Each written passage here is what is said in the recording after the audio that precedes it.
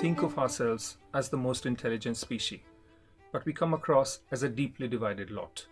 Religions, nations, language, or it may be the color of our skin, all of it divides us very deeply.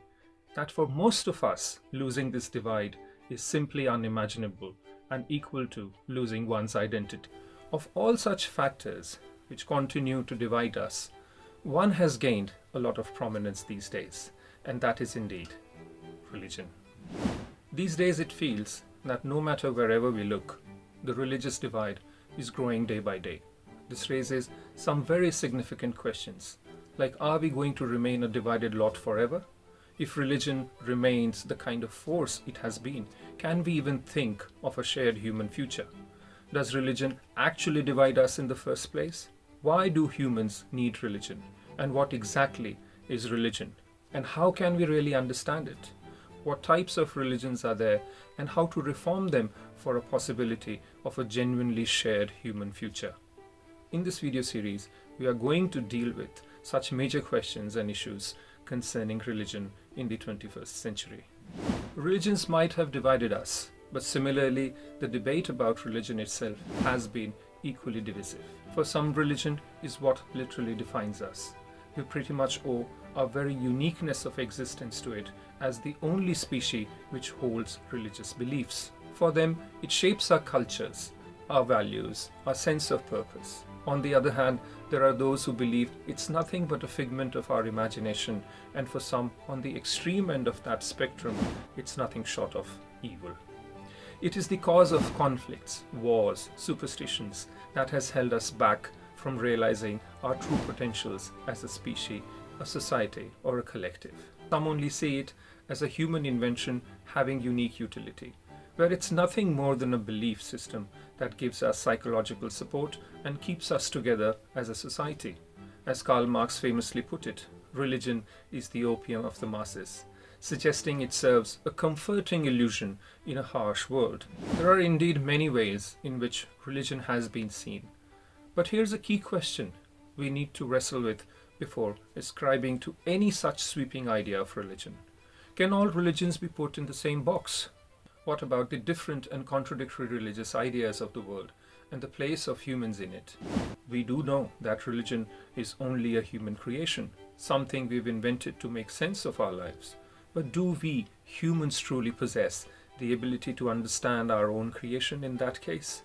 It's a profound puzzle, and it requires a deeper investigation indeed. One thing is for sure, that before we make any rational and fair attempt to understand this uniquely human idea of religion as a whole, we must understand what kinds of religions exist. To do that, we must assume that there are not only different religions, but rather there are different types of religions.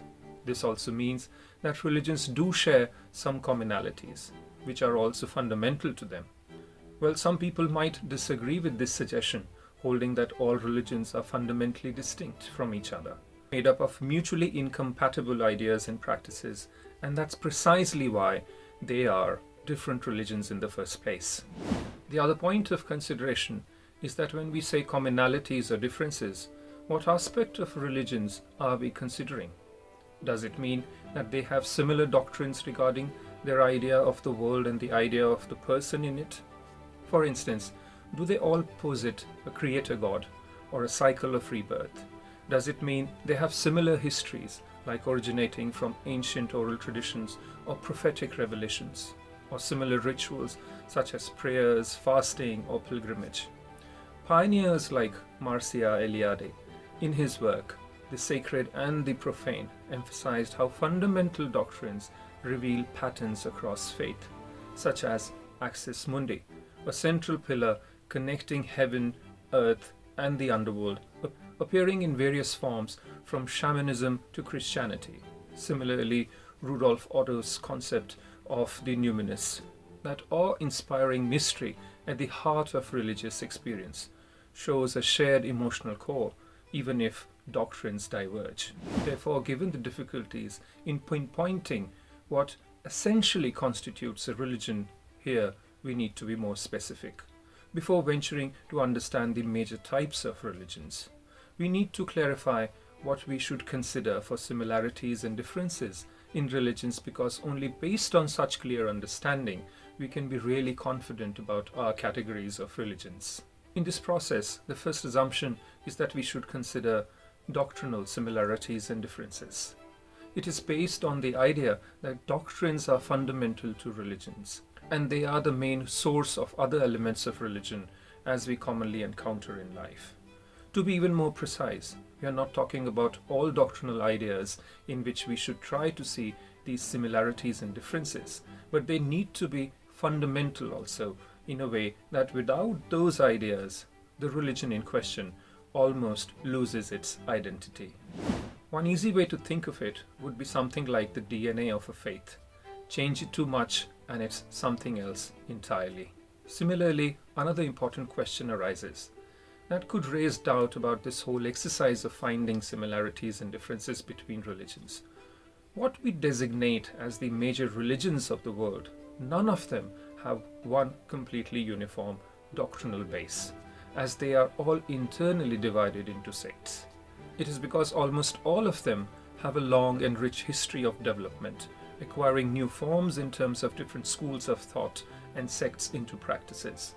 These variations, while remaining within some discernible boundary of the religion, often have been based on some significant doctrinal differences. Let us understand this from an example.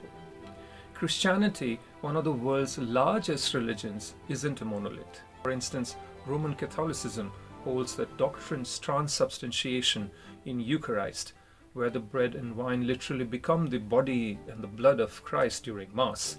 In contrast, many Protestant denominations like Baptists or Lutherans view Eucharist as a symbol or a memorial, a remembrance rather than a literal transformation. This stems from deeper differences.